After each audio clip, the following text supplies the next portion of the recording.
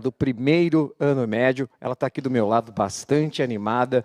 Eu estou falando da professora Márcia Giannini, e a gente vai falar hoje de música, música popular e ritmos populares brasileiros, em especial o samba. Boa tarde, Márcia. Boa tarde, Alcides, tudo bom? Muito obrigada por aceitar nosso convite para moderar a aula de hoje aqui com a gente, né? Então, gente, essa é uma aula, né, especial, uma aula extra, tá? Para que a gente fale um pouquinho mais sobre música. E nada melhor para falar sobre música do que a gente começar falando sobre, né, o símbolo musical maior do Brasil, que é o samba, tá? Então, vamos ver qual a habilidade que a gente vai estar trabalhando nessa aula. Olha só. A habilidade que a gente escolheu é a habilidade 31 de arte, tá? Ainda para o 9º ano do ensino fundamental, ou seja, é uma habilidade de retomada, né? Como eu falei para vocês, essa aqui é uma aula extra, uma aula que vocês poderão utilizar, né, para fazer uma revisão da matéria do ano passado, tá? Ou em qualquer outro momento do ano, tá bom? De acordo aí com o andamento das aulas de vocês, professores, certo? E qual é essa habilidade, gente? Vamos lá. Relacionar as práticas artísticas às diferentes dimensões da vida social, cultural, política, histórica, econômica, estética e ética. E quais são os objetos de conhecimento que a gente vai trabalhar na aula de hoje? Ou seja, quais são aqueles conteúdos que a gente vai dar uma aprofundadinha para que a gente consiga, com maior propriedade, atingir essa habilidade? Vamos ver aí quais são eles, tá? Olha só. Ritmos populares brasileiros, o samba paulistano, Adoniran Barbosa e o samba com sotaque italiano, e o samba de escola paulistano e o samba contemporâneo. Então, agora vamos começar essa aula com a nossa primeira interação pelo chat. Vocês curtem escutar samba, né, o estilo musical do samba? Quais compositores ou intérpretes de samba que vocês conhecem ou já viram em shows, na TV, na internet? Conta aqui para a gente no chat. Em um minutinho a gente volta já já.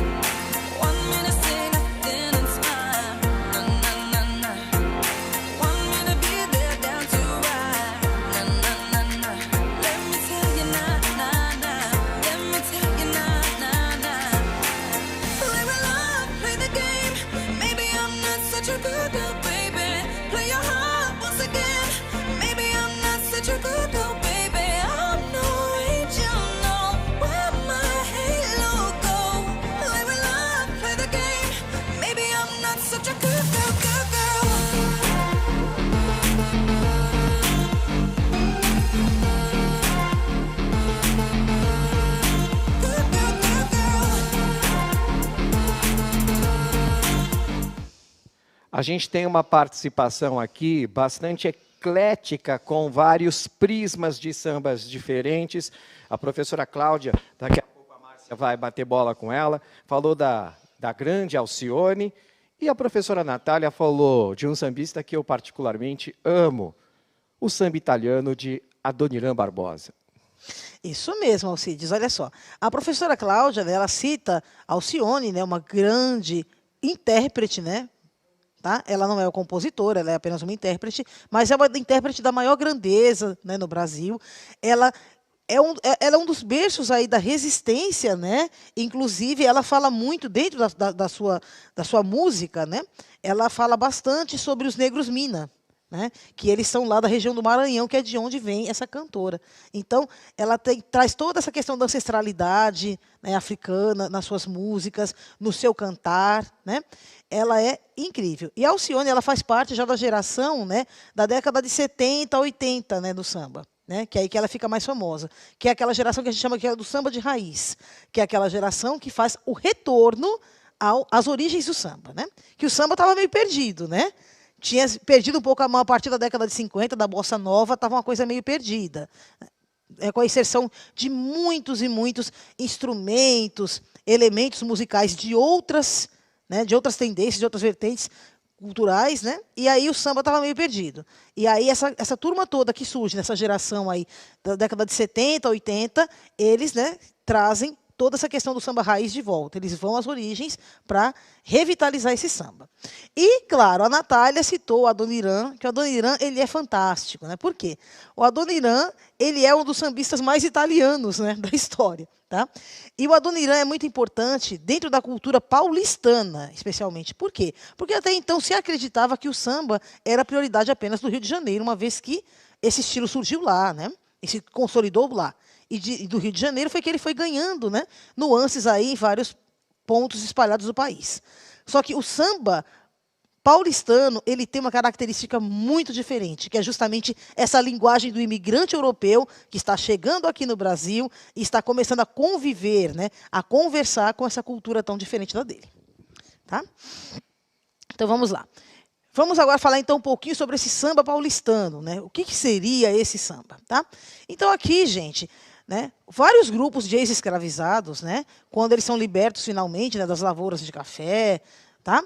Então eles se instalam, né, em associações, né? Eles se juntam em associações. Por que isso, gente? Na ancestralidade africana, tá? É um costume entre as tribos africanas que cada membro, né, eles cuidam uns dos outros, né? Eles vivem em comunidade, em total simbiose.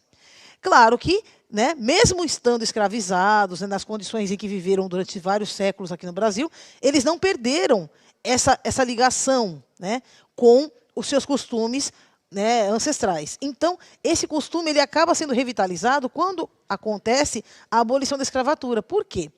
Porque infelizmente, né, gente, não se teve na época, não se pensou numa política de ressocialização para esses escravizados. Então, eles acabam indo morar, né, em comunidades, criando as primeiras favelas do Brasil, tá? Geralmente no alto de morros, né, em regiões da periferia, nas margens de rios, enfim, todos aqueles locais, né, onde ainda existia, né, uma forma de eles conseguirem sobreviver ali, tá? Então, todos esses terrenos, né, que ninguém queria, essas terras muito distantes dos grandes centros urbanos, né, até hoje a gente vê esse fenômeno, né, as periferias das cidades, né, justamente surgiram através da mão do ex-escravizado. Porque o pessoal, né, que já estava consolidado aqui na cidade, claro que eles não queriam, né, se enfiar muito, né, entrar muito para dentro aí das periferias, tá bom? Então, aqui em São Paulo, nós temos os chamados bairros fabris. Muitos conseguem depois, né, emprego nas fábricas, né, porque a industrialização aqui em São Paulo ela começa justamente nesse período. Tá? Assim que a escravatura acontece a abolição, né, esses escravizados eles começam a formar esses bairros, essas comunidades, tá, nos morros ou nas margens de rios, né, córregos, tá? Ali no Ipiranga, né, existia lá, né, a favela no Ipiranga existia uma grande, no Canindé, né, na região do Canindé ali, então era sempre na margem de rios que eles construíam aí as suas casas, tá? Ou, né, perto das ferroviárias, as estações de trem, né, perto das linhas de trem mesmo, tá? Então, gente, esses escravizados eles começam então a construir essas comunidades e muitos ainda conseguem ficar aqui nos centros urbanos, né? Muitos migram, vêm do interior das lavouras para cá, chegando aqui, eles acabam se instalando nas fábricas, né, que estavam começando a chegar aqui em São Paulo. Então, a mão do inglês trouxe para cá, né, as primeiras fábricas de sapatos, as primeiras fábricas de tecelagem, né, tinha muitas tecelagens aqui, principalmente na região de Brás, Bexiga e Barra Funda. E é justamente nessas regiões que começa o berço do samba, porque aí se junta todo esse pessoal marginalizado, tanto os ex-escravizados como os imigrantes europeus que estão acabando de chegar aqui no Brasil, né, em também condições muito precárias. Então, esse pessoal todo se junta, né, tanto moradores dos cortiços, né, os antigos cortiços, casarões antigos, né, que acabavam virando, né, casas de cômodos, moradias rudimentares aí, e também essas comunidades que estão surgindo, certo? E aí você vê, especialmente nessa região do Brás, Bexiga e da Barra Funda, esses núcleos, né? E começa a surgir, então, as primeiras escolas de samba também dessa região. Se você chega na Várzea do Carmo, uma das primeiras, mais antigas aqui de São Paulo, é a Unidos do Lava-Pés, que ficava justamente ali na Várzea do Carmo, na região do Glicério. Tá? E também né, a escola de samba Camisa Verde e Branco, aqui na Barra Funda, aqui atrás, né, pertinho da gente também, tá? Então, todas essas escolas de samba começam a surgir por quê? Esse samba, essa escola de samba, na verdade, ela surge justamente desse costume africano, da ajuda, do auxílio. Então, elas surgem primeiros como grêmios recreativos e grêmios de autoajuda, ou seja, né, eram locais onde eles, além de socializar, eles podiam se ajudar, né? Aquela questão da solidariedade mesmo, de acolher. Até hoje, as escolas de samba ainda têm esse trabalho social intenso nas suas comunidades, né? De oferecer cesta básica, né? Alimentação, né? Até mesmo escolinha de reforço escolar, né? Contraturno, enfim. Tem um monte de atividades que as escolas de samba até hoje fazem, né? Na região aí onde estão, né? Os seus integrantes, né? Na sua comunidade, tá? E justamente vem dessa questão, né? De juntar, que os africanos trazem lá da África, né? E a gente tem esse início aí das escolas de samba, certo? Então, gente, na mesma região, tá? Então, até meados dos anos 2000, né? Funcionou ali na Rua da Glória outro grêmio recreativo desse, né? Só que esse não chegou a se tornar uma escola de samba como as outras, né? Era apenas um grêmio recreativo, um local onde os ex-escravizados e as suas famílias, seus descendentes, se uniam para trocar ideias e se ajudar mutuamente e fazer com que a cultura negra no Brasil, né, e aqui em São Paulo, não fosse esquecida. Então, você tinha o Clube Paulistano, que funcionava na Rua da Glória. Tá? Esse clube foi um dos mais famosos também, era um salão de baile, né, além de ser um clube recreativo. Tá? E ainda aqui na região central, né, aqui, surge aqui o Vai-Vai, no Bexiga, né, também pertinho. E aí, gente, né, quando a gente fala de Bexiga, né, de Vai-Vai, Bexiga, a gente já fala exatamente dos italianos. Por quê? A região de Bexiga, né, a região central, Bela Vista, tinha muitos imigrantes italianos ali, colônias inteiras. Né? Vamos lá, professor. Não, essa questão da fusão cultural que acontece na cidade de São Paulo fica parecendo uma ONU no início do século XX, né? E a imigração italiana no Brasil ela foi a maior quando comparada com outros países. E o elemento italiano que chegou aqui, ele se fundiu com muita rapidez, e o samba do Adoniran Barbosa traz consigo nas letras esse caldo cultural, se apropriando inclusive de um português alternativo, que é levado depois para a música, com uma estética, inclusive, com um nível de sincopado que o samba do Adoniran tem, que é muito diferente do carioca, e se constitui numa identidade sambista tipicamente paulistana, provando que aqui em São Paulo nós não somos o túmulo do samba. Exatamente, né? Então, como aqui também, né, assim como no Rio de Janeiro, aqui nós também tivemos muitos berços de surgimento do samba. E, no caso, né, vamos falar agora um pouquinho do samba de Adoniran Barbosa, ou o chamado samba macarrônico, que a gente carinhosamente brinca, porque tem todo aquele sotaque italianado mesmo, né? Dentro da música, né? Aquela coisa do português, né, incorreto, aquele acento italiano muito forte na letra, né, da melodia, e a fusão mesmo de estilos, né? Então, ao invés de você ter, né, apenas a batida do tambor, aqui você tem, né, um outro elemento muito mais suavizante. O nosso samba paulistano ele está muito mais próximo do choro do que do sambão mesmo, que é que a gente conhece lá do Rio de Janeiro, tá bom? Então, gente, o samba de escola paulistano, né, como eu já falei para vocês, aqui na região de Brás, Bexiga, Barra Funda, né, Brás, surge o Colorados do Brás, que é uma escola também muito famosa, até hoje ainda existe no Brás, né? E aqui na Barra Funda, Camisa Verde e Branco, e no Bexiga, Vai-Vai, tá? Então, essas agremiações de samba, elas começam a crescer, né? Depois dessas pioneiras, né? Também Rosas de Ouro também, né? Então, tem muitas escolas que são tradicionais aqui em São Paulo, né? Que elas existem desde o começo, os primórdios, os primeiros carnavais aí, tá? E aí elas começam a crescer, elas começam a surgir, né? E aí é interessante porque a escola de samba ela é muito democrática. Então, não é somente mais o negro africano colocando a sua cultura. Não, aí você vê também o italiano dançando junto, você vê o português que também chegou, né, vindo para trabalhar aqui, fugindo de uma guerra. Você vê todo mundo, a população inteira, né, brincando no carnaval junto, né? E é isso que é interessante no samba paulistano, porque ele é muito agregador. Ele vai agregando essas culturas diferentes, todos esses diferentes estratos da sociedade. Aí, no carnaval, você tinha, né? Claro que existia uma pequena divisão, mas ela não era tão marcada, né? Como talvez os dias atuais. Então, todo mundo dançava junto pelas ruas. Não existia ainda demarcação de carnaval, como a gente conhece hoje, no sambódromo do Anhembi. O Sambódromo do Anhembi foi inaugurado em 1990.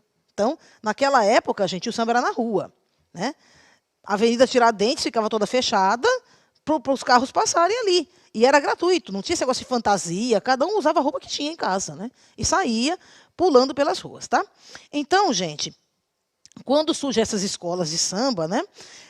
A partir, então, né, da década de 90, o carnaval ele começa a ficar mais elitizado, né? Com a construção do sambódromo, as escolas de samba começam a vender fantasias muito luxuosas. Então, acaba se afastando um pouco dessa questão da cultura popular, uma coisa tão democrática onde todo mundo participava, para se tornar uma coisa um pouco mais, né, fechadinha, tá? Então, agora vamos falar do samba macarrônico da Dona Irã, finalmente, né? Olha aí, a Dona Irã, né? Aí a fotinha dele aí, para vocês, né, que não sabem quem foi a Dona Irã, tá? Então, o Dona Irã, na verdade, ele era de Campinas, ele não nasceu aqui no Bexiga, como muitas pessoas acreditam, né? Só que ele veio muito jovem, né, muito criança ainda, de Campinas com seus pais, para cá, para São Paulo, né, para a região do Bexiga, tá? Então, gente, ele era filho de imigrantes italianos, e aí, gente, ele começa a colocar nas composições dele justamente toda essa questão, né, desse sotaque, esse acento italiano nas palavras, na métrica da música, tá? Quando vocês ouvem um samba de Adoniran, automaticamente você já vê que né, parece um estrangeiro tentando cantar samba. E isso é muito divertido, porque ele acaba fazendo vários trocadilhos, né, nas letras das músicas em relação a isso. E uma coisa interessante desse samba do Adoniran é que ele não mostra somente as coisas bonitas de São Paulo. Porque o samba paulistano, diferentemente do samba carioca, ele não fica tão pautado na crítica social como o samba carioca, que era a voz do morro, que tinha que mostrar justamente a injustiça social, até para ver se as pessoas, né, a sociedade, tomava conhecimento do que acontecia e se providências eram tomadas. O Adoniran, aqui em São Paulo, ele acaba revertendo essa questão também, porque aqui em São Paulo, no começo, o nosso samba paulistano ele não tinha essa crítica social tão grande. Ele era apenas uma grande novela de costumes da vida paulistana.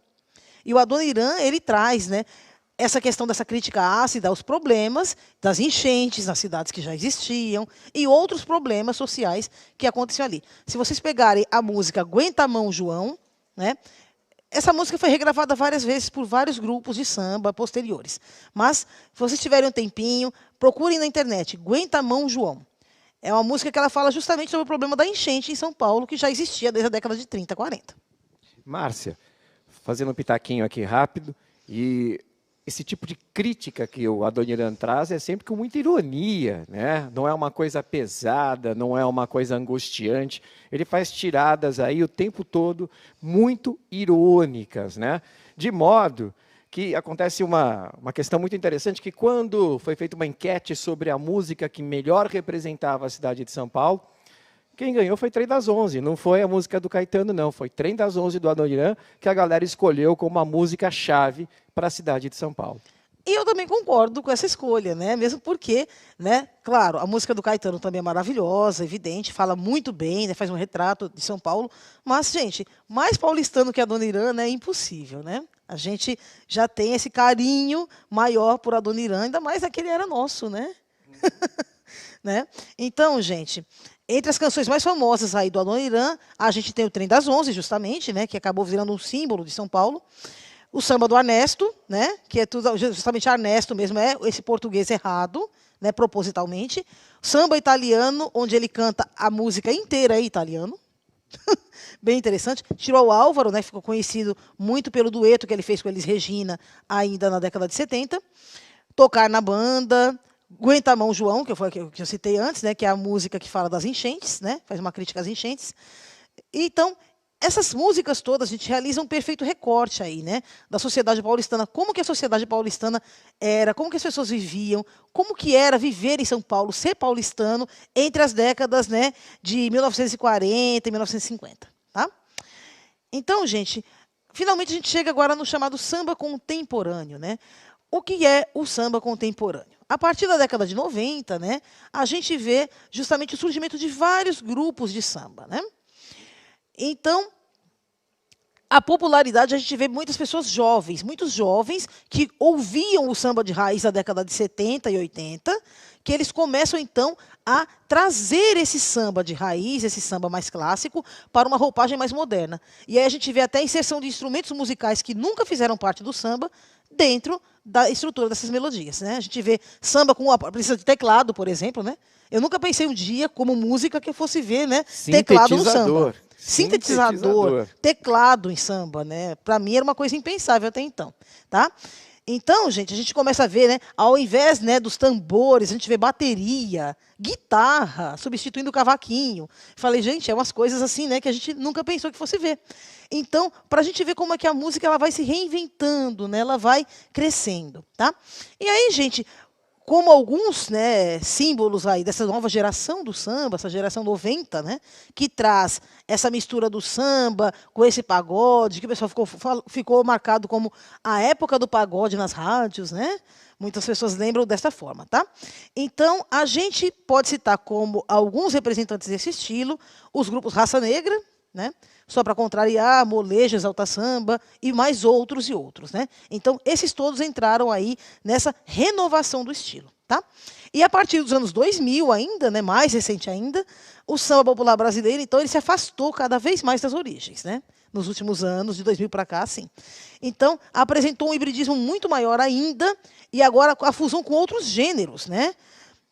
Tá? Gêneros bem diferentes, né? Que às vezes o casamento a gente observa e fala assim, poxa, mas essa mistura, essa fusão não deu muito certo, né? Então a gente vê hoje em dia a fusão do samba com forró, com rap, com sertanejo, né? E até mesmo com sonoridades latinas, como a rumba e a salsa, tá? Márcia, só um comentário rápido. Quando ela falou aqui da fusão, muito bem colocado, isso não é um elemento tão inovador assim, porque a bossa nova, é bom que se lembre, ela surge lá na década de 50 e ela é uma fusão com o jazz, né? Então esse diálogo aí, que vai se interpondo, vai trazendo novos elementos culturais, condicionando, miscigenando isso, já fazia parte da tradição da música brasileira. Sim, só que a bossa nova é um estilo totalmente diferenciado, né? A bossa nova acabou virando um estilo específico dentro do samba. O samba dos anos 2000, não. Né? Ele acaba sendo uma música popular, né?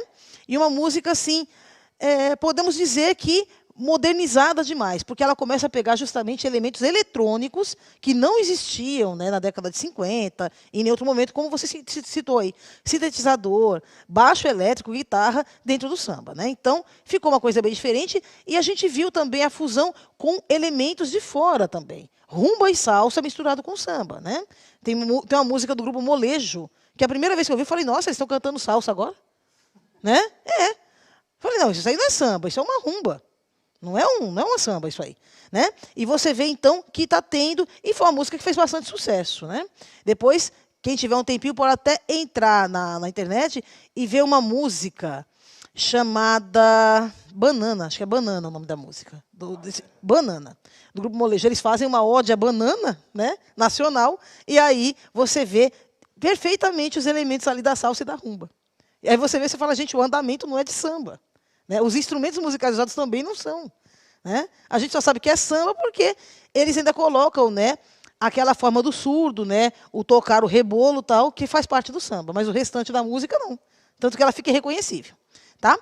Então, gente, o que deu, né, o apogeu para essas bandas mais novas foi justamente os programas de auditório de final de semana, né, da televisão, enfim. Né, fez com que esses grupos se tornassem muito populares. Então, qual é o desafio para a aula de hoje? Vamos lá. Vocês vão fazer uma pesquisa, né, para que vocês se apropriem, né, desse conhecimento, para que aí vocês consigam fazer uma produçãozinha simples. Tá? Então, pesquisem aí, né, sobre a música, o samba, em livros, revistas, na internet, e peguem informações sobre as características do samba, né, e os processos aí de legitimação na sociedade. Ou seja, né, em cada período histórico, é um processo diferente de aceitação desse samba novo por parte das pessoas. Tá? Então, gente, aí vocês vão produzir em seguida um cartaz. pode ser um cartaz feito em cartolina, né, folha de cartolina, ou até mesmo um PowerPoint com essas informações que vocês coletaram, tá? Depois que vocês finalizarem essa atividade, vocês devem procurar apreciar essas canções aí, né, do grupo musical Demônios da Garoa e do cantor Adoniran Barbosa, que eu indiquei aí, ó. Então, você tem o Samba do Ernesto, o Samba Italiano, o Trem das 11 e o Aguenta a Mão, tá? Então, são canções do Adoniran, né? Todas são do Adoniran, mas elas também são cantadas aí pelo Demônios da Garoa, tá? Também, certo? Então, gente, vamos finalizando a nossa aula, agradecendo a vocês aí a participação de todos, aos professores, aos alunos que estiveram presentes com a gente até agora, agradecendo ao professor Alcides. Eu que agradeço a parceria. Piove, a tempo que piove, qua Didi. Isso mesmo, né? Gente, agora vai aparecer para vocês na tela o QR Code e também o link para que vocês possam colocar suas dúvidas e sugestões em relação a esta aula. Muito obrigada a todos. A gente se vê até uma próxima aula. Tchau, tchau.